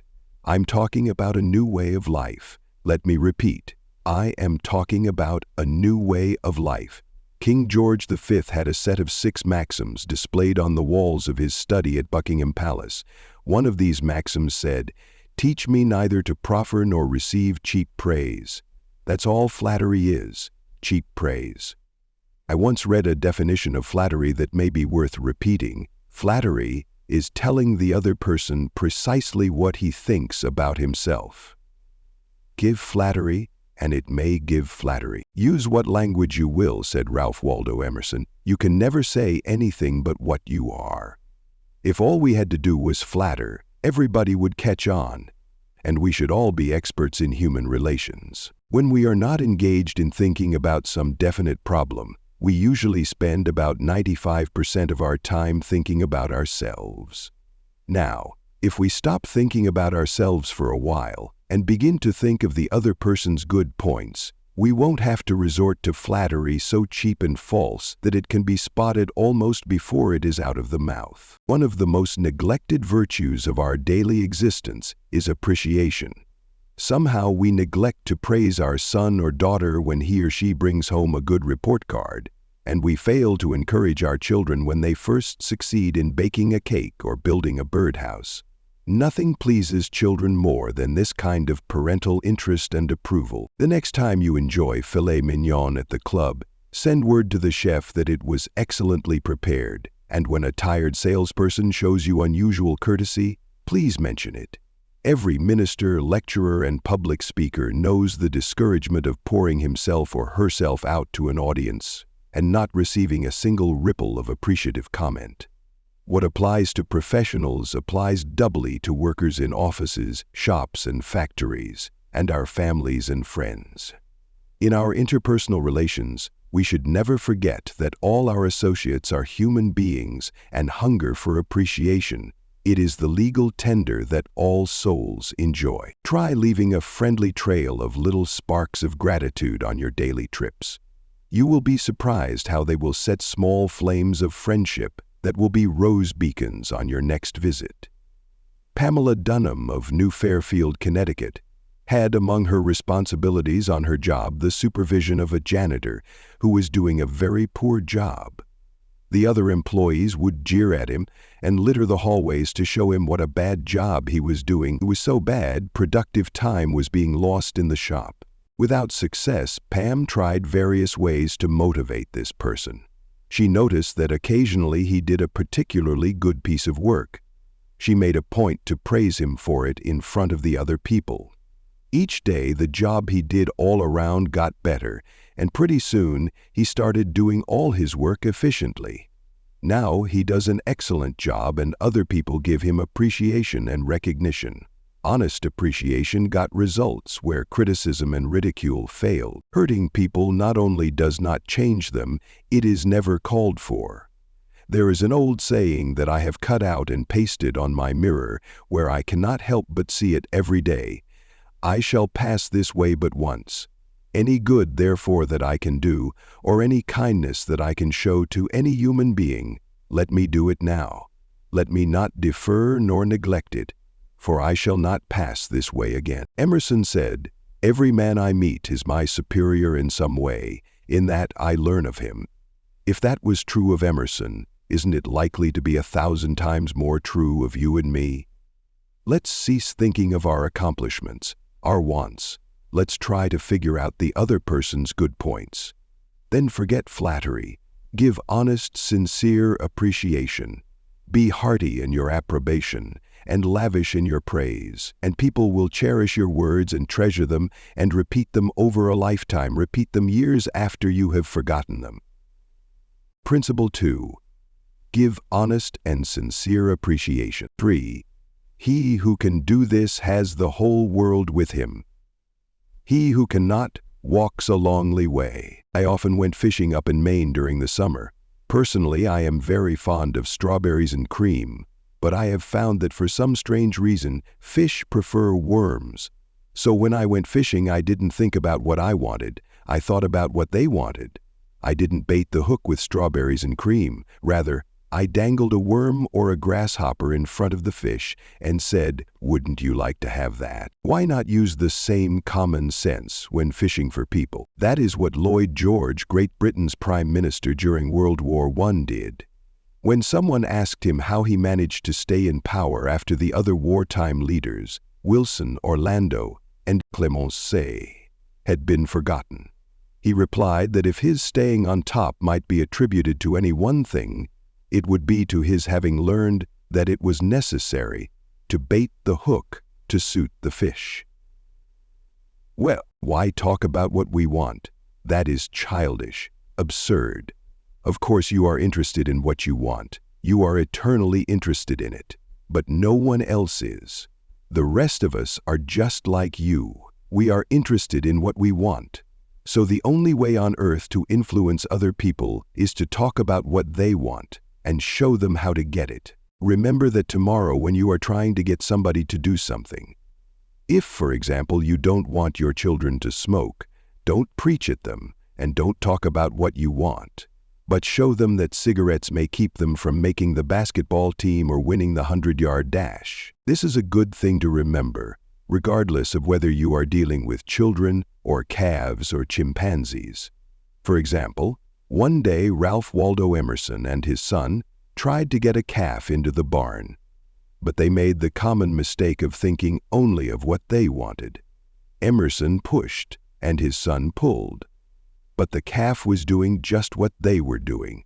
He was thinking only of what he wanted, so he stiffened his legs and stubbornly refused to leave the pasture. The Irish housemaid saw their predicament. She couldn't write essays and books, but on this occasion at least, she had more horse sense or calf sense than Emerson had.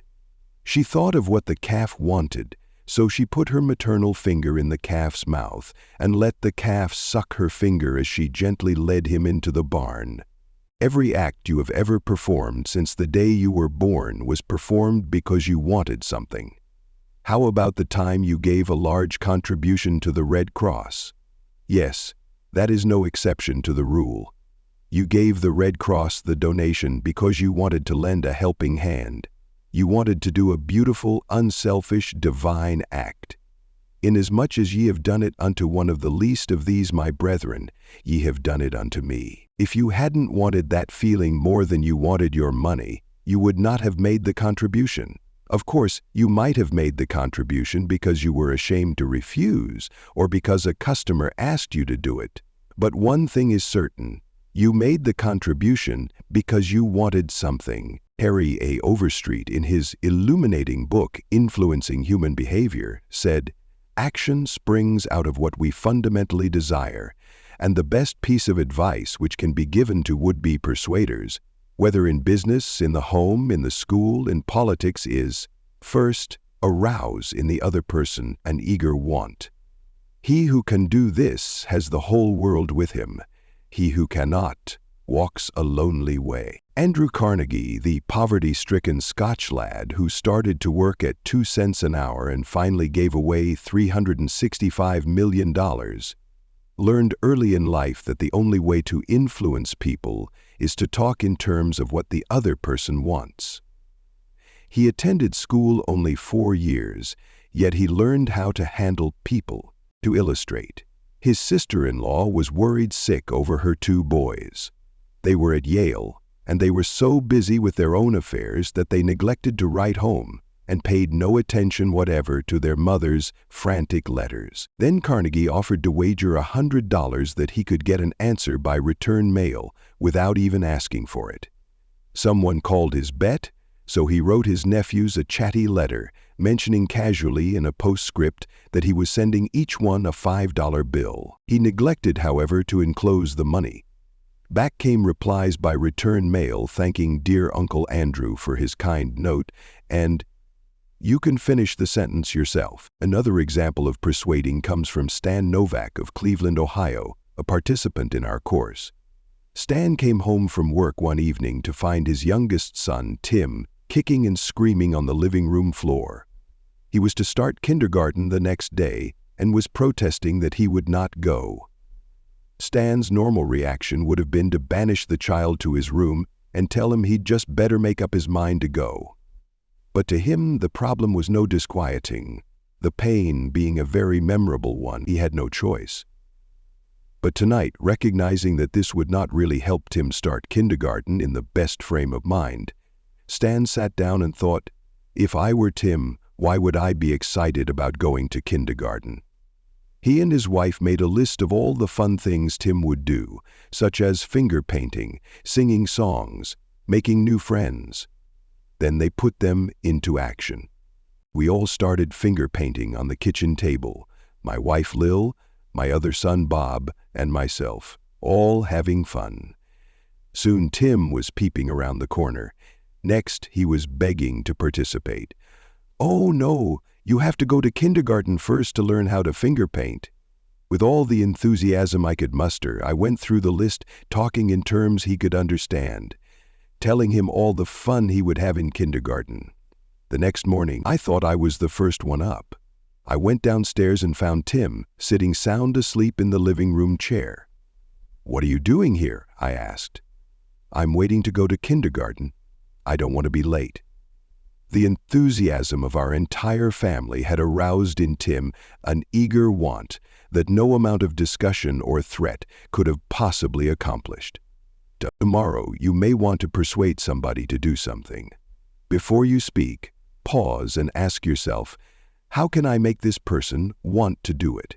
That question will stop us from rushing into a situation heedlessly, with futile chatter about our desires. At one time, I rented the grand ballroom of a certain New York hotel for 20 nights in each season in order to hold a series of lectures.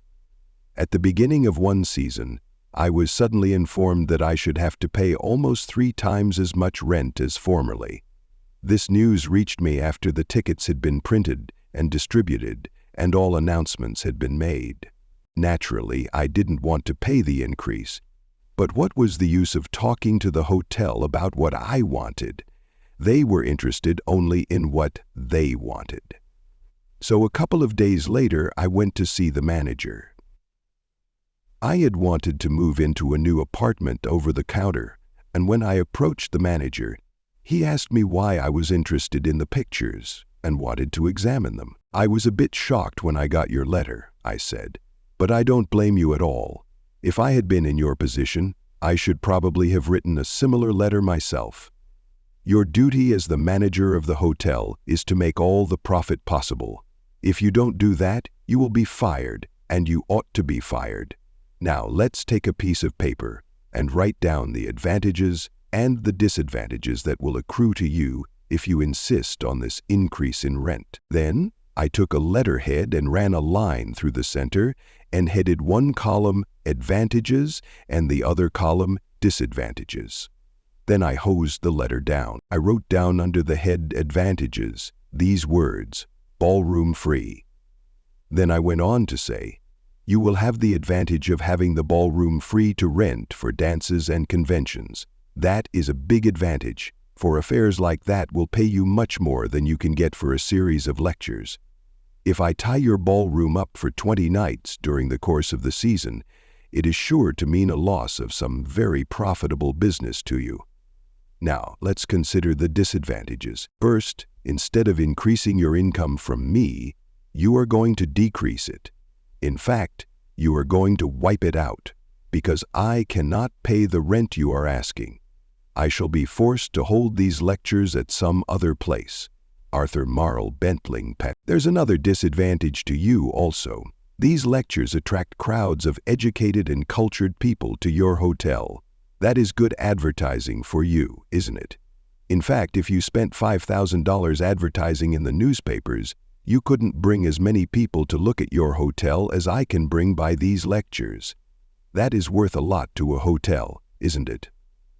And they all smiled. As I talked, I wrote these 2 disadvantages under the proper heading and handed the sheet of paper to the manager, saying, I wish you would carefully consider both the advantages and disadvantages that are going to accrue to you, and then give me your final decision. I received a letter the next day informing me that my rent would be increased only 50% instead of 300%. Mind you, I got this reduction without saying a word about what I wanted. I talked all the time about what the other person wanted and how he could get it. Suppose I had done the human, natural thing. Suppose I had stormed into his office and said, what do you mean by raising my rent 300% when you know the tickets have been printed and the announcements made? 300%? Ridiculous, absurd, I won't pay it. What would have happened then? An argument would have begun to steam and boil and sputter, and you know how arguments end. Even if I had convinced him that he was wrong, his pride would have made it difficult for him to back down and give in. Here is one of the best bits of advice ever given about the fine art of human relationships. If there is any one secret of success, said Henry Ford, it lies in the ability to get the other person's point of view and see things from that person's angle as well as from your own. And if that is so good, I want to repeat it. If there is any one secret of success, it lies in the ability to get the other person's point of view and see things from that person's angle as well as from your own. That is so simple, so obvious, that anyone ought to see the truth of it at a glance. Yet 90% of the people on this earth ignore it 90% of the time. An example? Look at the letters that come across your desk tomorrow morning, and you will find that most of them violate this important canon of common sense. Take this one. A letter written by the head of the radio department of an advertising agency with offices scattered across the continent. This letter was sent to the managers of local radio stations throughout the country. I have set down, in brackets, my reactions to each paragraph. Mr. John Blank, Blankville, Indiana. Dear Mr. Blank, the company desires to retain its position in advertising agency leadership in the radio field. Who cares what your company desires? I am worried about my own problems. The bank is foreclosing the mortgage on my house. The bugs are destroying the hollyhocks. The stock market tumbled yesterday. I missed the 8:15 this morning. I wasn't invited to the Joneses' dance last night. The doctor tells me I have high blood pressure and neuritis and dandruff. And then, what happens? I come down to the office this morning worried, open my mail, and here is some little whippersnapper off in New York yapping about what his company wants. Bah! If he only realized what sort of impression his letter makes, he would get out of the advertising business and start manufacturing sheep dip. This agency's national advertising accounts were the bulwark of the network. Our subsequent clearances of station time have kept us at the top of agencies year after year. You're big and rich and right at the top, are you? So what? I don't give two whoops in Hades if you are as big as General Motors and General Electric and the general staff of the U.S. Army all combined. If you had as much sense as a half-witted hummingbird, you would realize that I am interested in how big I am, not how big you are. All this talk about your enormous success makes me feel small and unimportant. We desire to service our accounts with the last word on radio station information. You desire, you unmitigated ass. I'm not interested in what you desire or what the President of the United States desires. Let me tell you once and for all that I am interested in what I desire, and you haven't said a word about that yet in this absurd letter of yours. Will you therefore put the company on your preferred list for weekly station information, every single detail that will be useful to an agency in intelligently booking time? You have your nerve. You make me feel insignificant by your big talk about your company, and then you ask me to put you on a preferred list and you don't even say please when you ask it?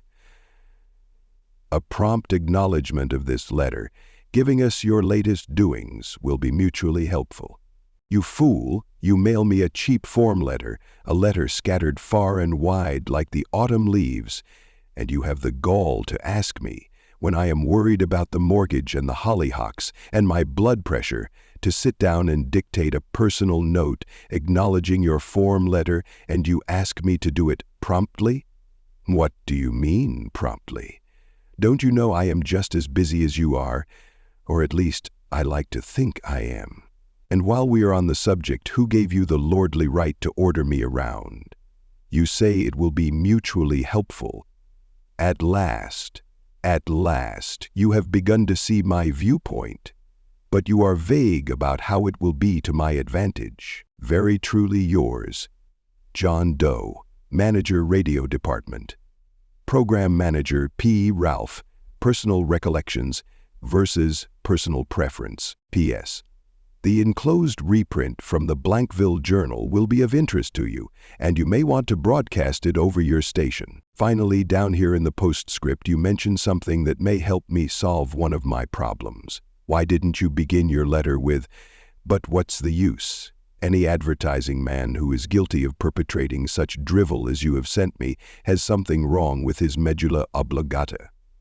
You don't need a letter giving our latest doings. What you need is a quart of iodine in your thyroid gland.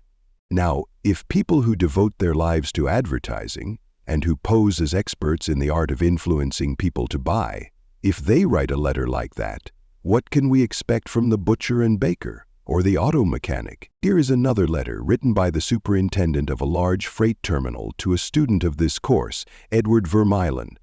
What effect did this letter have on the man to whom it was addressed? Read it, and then I'll tell you. A.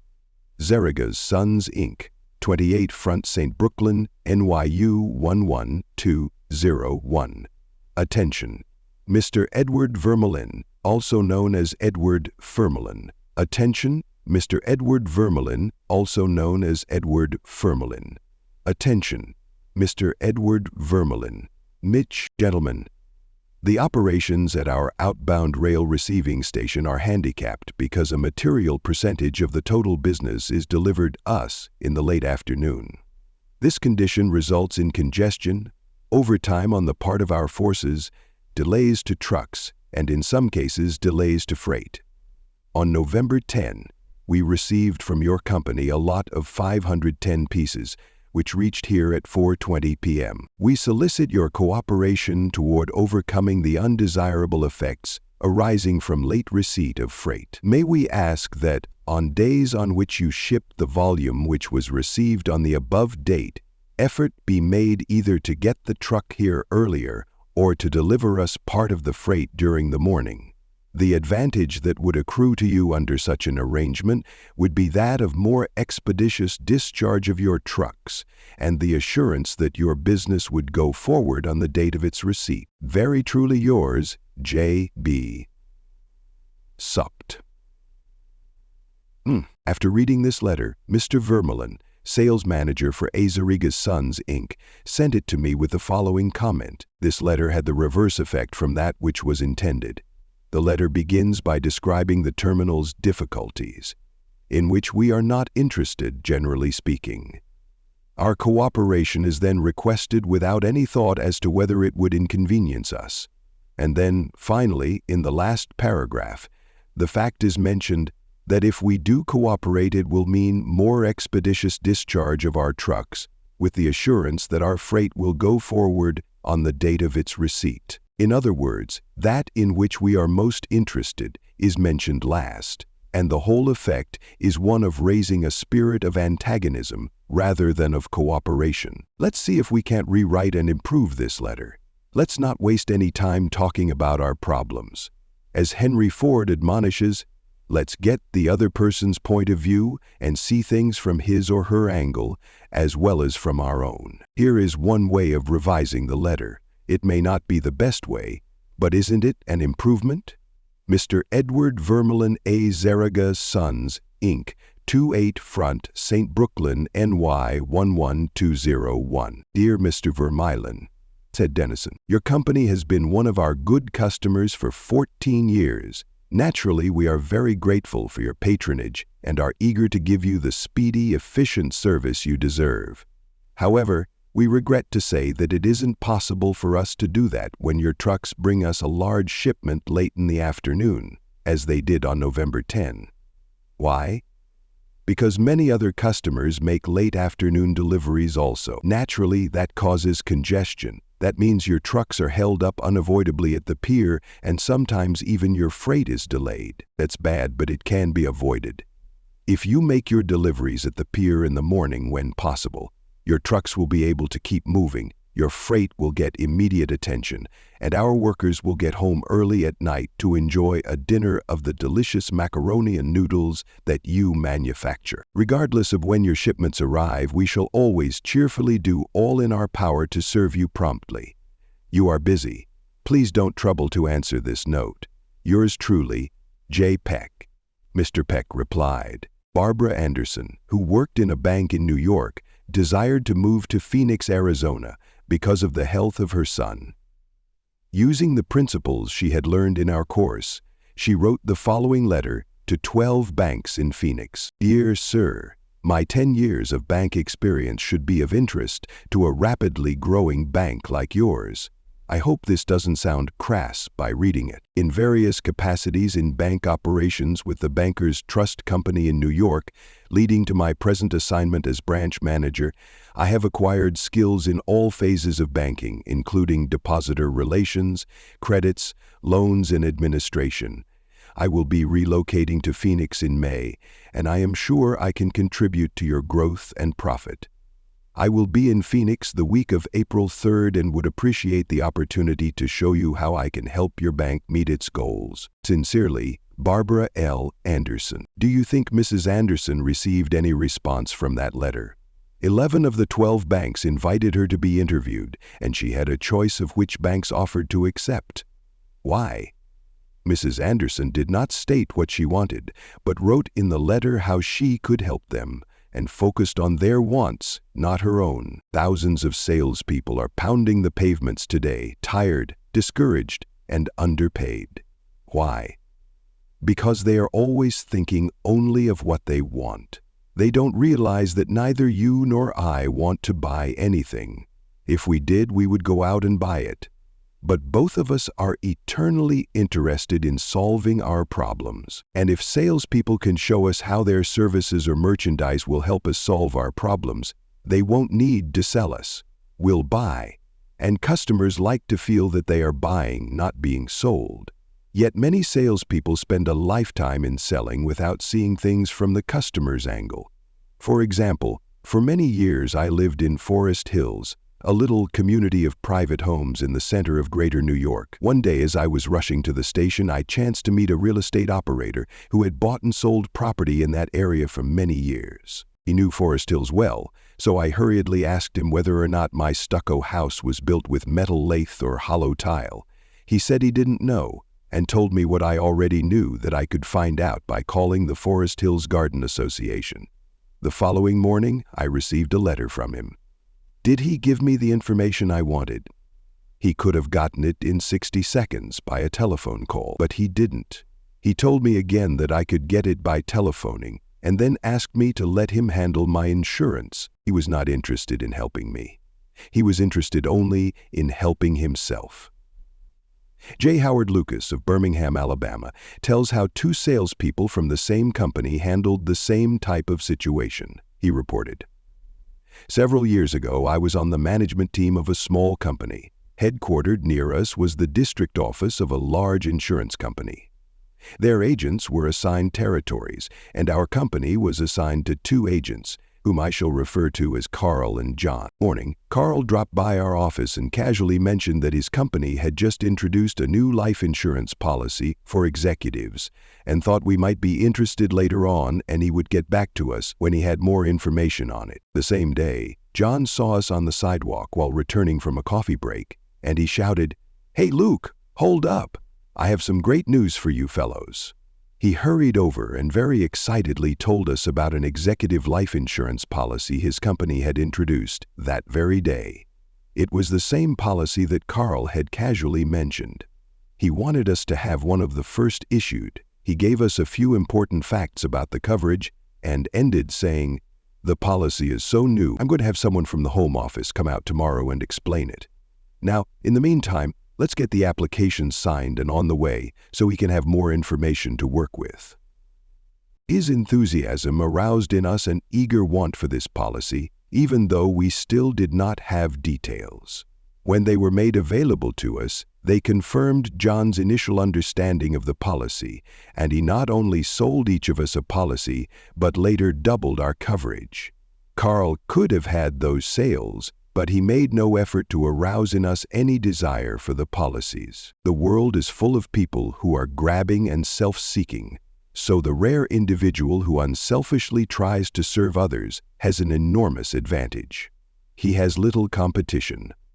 Owen D. Young, a noted lawyer and one of America's great business leaders, once said, "People who can put themselves in the place of other people, who can understand the workings of their minds, need never worry about what the future has in store for them." If out of reading this book you get just one thing, an increased tendency to think always in terms of other people's point of view and see things from their angle, if you get that one thing out of this book, it may easily prove to be one of the building blocks of your career. Looking at the other person's point of view and arousing in him an eager want for something is not to be construed as manipulating that person so that he will do something that is only for your benefit and his detriment. Each party should gain from the negotiation. In the letters to Mr. Vermeulen, both the sender and the receiver of the correspondence gained by implementing what was suggested. Both the bank and Mrs. Anderson won by her letter, in that the bank obtained a valuable employee and Mrs. Anderson a suitable job. And in the example of John's sale of insurance to Mr. Lucas, both gained through this transaction. Another example in which everybody gains through this principle of arousing an eager want comes from Michael E. Whidden of Warwick, Rhode Island, who is a territory salesman for the Shell Oil Company. Mike wanted to become the #1 salesperson in his district, but one service station was holding him back. It was run by an older man who could not be motivated to clean up his station. It was in such poor shape that sales were declining significantly. This manager would not listen to any of Mike's pleas to upgrade the station.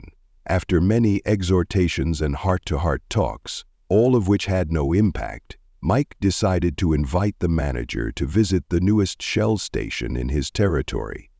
The manager was so impressed by the facilities at the new station that when Mike visited him the next time, his station was cleaned up and had recorded a sales increase. This enabled Mike to reach the #1 spot in his district. All his talking and discussion hadn't helped, but by arousing an eager want in the manager, by showing him the modern station, he had accomplished his goal, and both the manager and Mike benefited.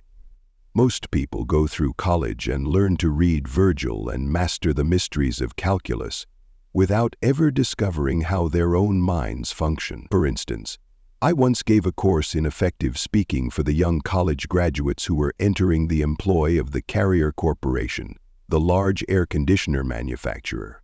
One of the participants wanted to persuade the others to play basketball in their free time. And this is about what he said.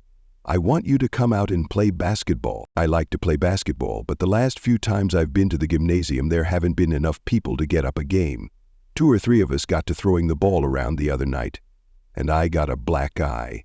I wish all of you would come down tomorrow night. I want to play basketball." Did he talk about anything you want? You don't want to go to a gymnasium that no one else goes to, do you? You don't care about what he wants. You don't want to get a black eye. Could he have shown you how to get the things you want by using the gymnasium? Surely.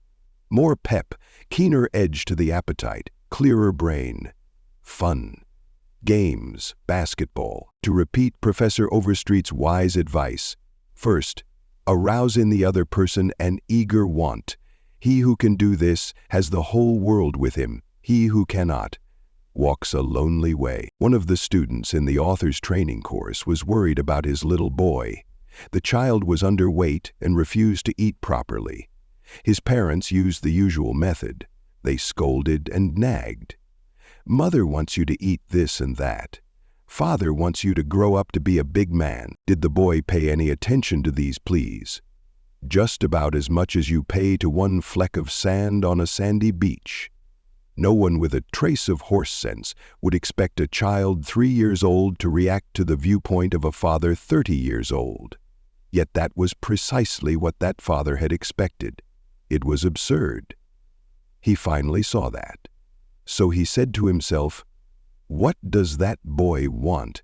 How can I tie up what I want to what he wants?" It was easy for the father when he started thinking about it. His boy had a tricycle that he loved to ride up and down the sidewalk in front of the house in Brooklyn. A few doors down the street lived a bully, a bigger boy, who would pull the little boy off his tricycle and ride it himself. Naturally, the little boy would run screaming to his mother, and she would have to come out and take the bully off the tricycle and put her little boy on again. This happened almost every day. What did the little boy want? It didn't take a Sherlock Holmes to answer that one.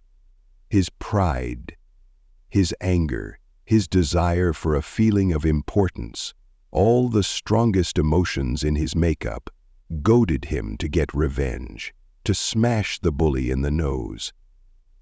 And when his father explained that the boy would be able to wallop the daylights out of the bigger kid someday if he would only eat the things his mother wanted him to eat, when his father promised him there was no longer any problem of dietetics, that boy would have eaten spinach, sauerkraut, salt mackerel, anything, in order to be big enough to whip the bully who had humiliated him so often. After solving that problem, the parents tackled another. The little boy had the unholy habit of wetting his bed. Finally, his parents began. He slept with his grandmother. In the morning, his grandmother would wake up and feel the sheet and say, "Look, Johnny, what you did again last night." He would say, "No, I didn't do it. You did it." scolding, spanking, shaming him, reiterating that the parents didn't want him to do it. None of these things kept the bed dry.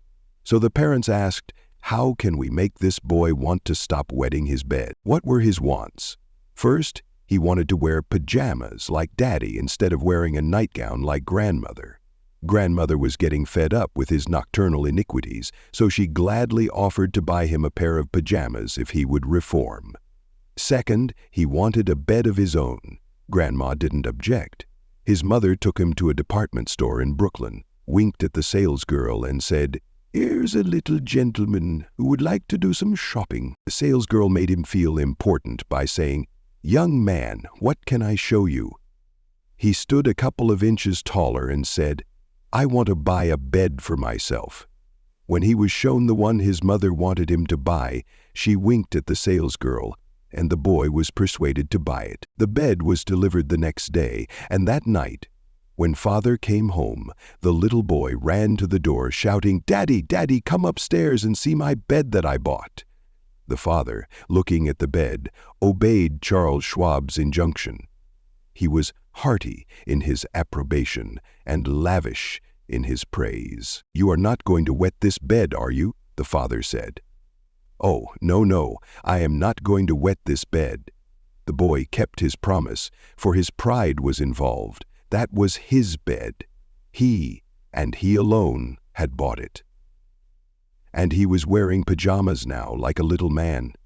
He wanted to act like a man, and he did. Another father, K.T. Dutchman, a telephone engineer, a student of this course, couldn't get his 3-year-old daughter to eat breakfast food. The usual scolding, pleading, coaxing methods had all ended in futility. So the parents asked themselves, how can we make her want to do it? The little girl loved to imitate her mother, to feel big and grown up, so one morning they put her on a chair and let her make the breakfast food. At just the psychological moment, Father drifted into the kitchen while she was stirring the cereal, and she said, "Oh, look, Daddy, I am making the cereal this morning." She ate 2 helpings of the cereal without any coaxing because she was interested in it. She had achieved a feeling of importance. She had found in making the cereal an avenue of self-expression. William Winter once remarked that self-expression is the dominant necessity of human nature. Why can't we adapt this same psychology to business dealings? When we have a brilliant idea, instead of making others think it is ours, why not let them cook and stir the idea themselves? They will then regard it as their own. They will like it and maybe eat a couple of helpings of it. Remember, first, arouse in the other person an eager want. He who can do this has the whole world with him. He who cannot walks a lonely way. Principle 3. Arouse in the other person an eager want. In a nutshell, fundamental techniques in handling. People. Principle 1. Don't criticize, condemn, or complain. Principle 2. Give honest and sincere appreciation. Principle 3. Arouse in the other person an eager want.